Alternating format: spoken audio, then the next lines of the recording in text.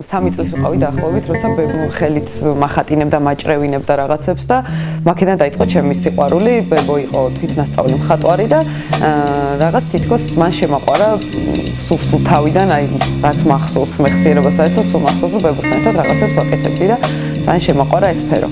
მე ვარ ანიმაციური ფილმების რეჟისორი, თოჯინური ანიმაციური ფილმების ძირითადად, ასევე მხატვარი ვარ, ილუსტრატორი და ძალიან მიყვარს ხელით მუშაობა, ქანდაკების შექმნა, ყველანაირი აი ხელით რაც შეიძლება გაკეთდეს, ყველაფერზე მუშაობა ძალიან მიყვარს.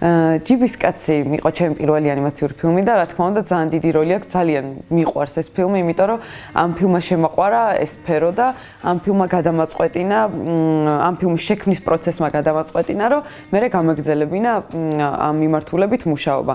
როდესაც ჯიბისკაციზე ვიმუშავე, მაშინ საქართველოში არ იყო თოჯინური ანიმაციური ფილმების სტუდია, ფრანგებთან ერთად გადავიღეთ ეს ფილმი და საფრანგეთში როცა ვიყავ იმდენად რაღაცნაირად შემიყვარდა ანიმაციის შექმნის პროცესი, რომ დავბრუნდი, მინდოდა რომ ისევ გამეგრძელებინა. აქ არ იყო მაშინ ესეთი სტუდია და მაგის გამო დავარსეთ მე და ჩემო მეგობარმა, რადგან არ იყო, ვიფიქრეთ რომ ჩვენ თვითონ უნდა გაგვეკეთებინა, ისე გვინდოდა ამ ყველაფრის კეთება და მე ამ ჯიბის სტუდიის დაარსებაც ამ ფილმიდან გამომდინარეობს, ამიტომ ალბათ ერთ-ერთი ყველაზე მნიშვნელოვანი რამ იყო ჩემ ცხოვრებაში, რაზეც ვიმუშავე.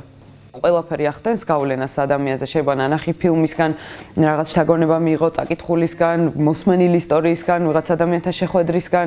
ზუსტად ერთი რაღაცა არ არის ხოლმე, რაც განაპირობებს შთაგონების წყაროს. ალბათ ყველაფერი, რაც ჩემ გარშემო ხდება და რამაც შეიძლება რაღაც ემოცია გამოიწვიოს ჩემში. მოკლემეტრაჟიან ანიმაციებში ალბათ ყველაზე საინტერესო არის, რომ როგორ გადმოცემენ ადამიანები, აი თავიანთ ძალიან პირადულ და საკუთარ რაღაც ისტორიებს და ამითი როგორ ცდილობენ რაღაც დიალოგი შედგეს მათ და მაყურებლებს შორის.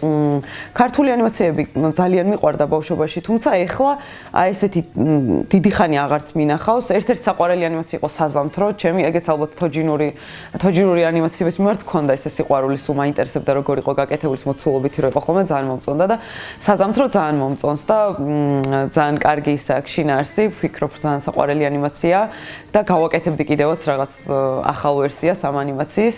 ქართველებს ხელოვნების მიმართულებით ძალიან იჭიერები ვართ და ძალიან ბევრი ისეთი ხელოვანი ვიცი ჩემ გარშემო, ვისი ნამუშევრებითაც აღფრთოვანებული ვარ და ჩემთვის შთაგონების წყაროც არის და ნუ აი არ ვიცი, ხშირად ვცდილობ რომ ვათვალიერო, უყურო, მოვისმინო რას მუსიკოსებიც, მხატვრებიც, არ ვიცი, შემოქმედი ადამიანებიც სავსე არის ეს ქვეყანა. ისეთი რთული პროცესი არის რაღაცის შექმნა, ესე ზუსტად მგონია რომ ხელოვანი ადამიანი ვერ იაზრებს რისი თქმა უნდა და მე ნელ-ნელა რაღაც წლები რო გადის ალბათ რაღაც ასაკში უკვე შენი ნამუშევრებზე დაკვირვებით ხვდები რისი თქმა გინდა და შენ ცხოვრებაზე დაკვირვებით. ალბათ რაღაც ჩემი მთავარი სათქმელი სავარაუდოდ ის იქნება რომ მით უმეტეს საბავშვო ანიმაციებს ვქნი და ბავშვებთან მაქვს ეს კავშირი. რაღაცნაირად მინდა ხოლმე რომ ამ ბავშვების ცხოვრებას რაღაც ისეთი თავიანთი აზრი დაინახონ ამ ცხოვრებაში. აი მაგალითად ეხა ბოლო ფილმზე რაზეც ვმუშაობ, მთავარი შინაარსი ამ ფილმის იქნება ის, რომ ყველაზე კარგი და საუკეთესო ვერსია ადამიანის არის ის, როგორიც არის ბუნებრივად. რაღაც ესეთი მესიჯი აქვს, ლომზე იქნება, რომელიც ეძებს საუკეთესო ვარცხნილობას თავისი გარეგნობისთვის და ძალიან დაკარგული არის ამ ძიებაში და რა თქმა უნდა, ბოლოს აღმოაჩენს, რომ თავისი ბუნებრივი ვარცხნილობა და ის ფაფარი არის ყველაზე საუკეთესო, რაც და ყველაზე უნიკალური, რაც აქვს და რაღაც ეხა მაგ მესიჯით ვარ ძალიან მოცული, რომ აი რაღაც ბავშვებს ძალიან მინდა, რომ მიუცე ძალა და რაღაც რწმენა იმის, რომ ისეთები როგორებიც არიან, ძალიან უნიკალურები არიან და ბედნიერები უნდა იყვნენ იმითი, რომ უბრალოდ არსებობენ და ცოცხლობენ.